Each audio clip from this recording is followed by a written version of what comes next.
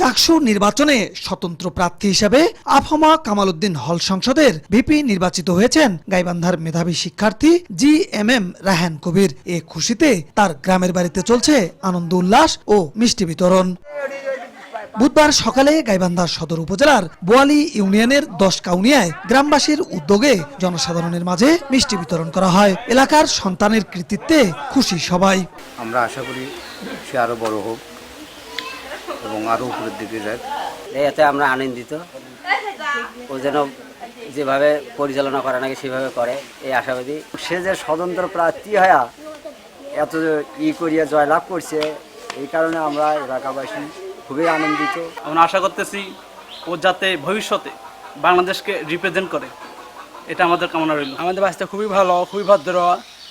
আর বাসটা আমার ভিপি খুবই মনে করো আমাদের খুবই লাগতেছে, আনন্দ লাগতেছে। ওর চিন্তা ভাবনা আসলে যে কোনো ভালো জব করা। ও কখনো রাজনীতিতে আসবে না, এটা আমরা ভালোভাবে জানি যে আসবে না। যতটুকু শুনছি ওকে হল থেকে মানে সবাই করেই ওকে নির্বাচন করানো হয়েছে, যে যাতে সবাই পছন্দ করে এই হিসাবে আর কি।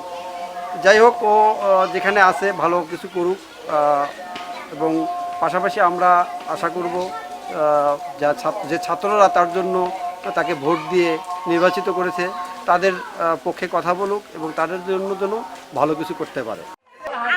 জানা যায় স্থানীয় আহমেদ উদ্দিন শাহ শিশু নিকেতন স্কুল অ্যান্ড কলেজ থেকে প্রাথমিক, গাইবান্ধা সরকারি বালক উচ্চ বিদ্যালয় থেকে মাধ্যমিক এবং গাইবান্ধা সরকারি কলেজ থেকে উচ্চ মাধ্যমিক সম্পূর্ণ করেন রায়হান। তার বাবা মোহাম্মদ আব্দুল জলিল অবসরপ্রাপ্ত উপসহকারী কৃষি কর্মকর্তা ও মা গৃহিণী মোসাম্মদ উম্মে কুলসুম বেগম। বিপ্লব ইসলাম, সময় সংবাদ, গাইবান্ধা।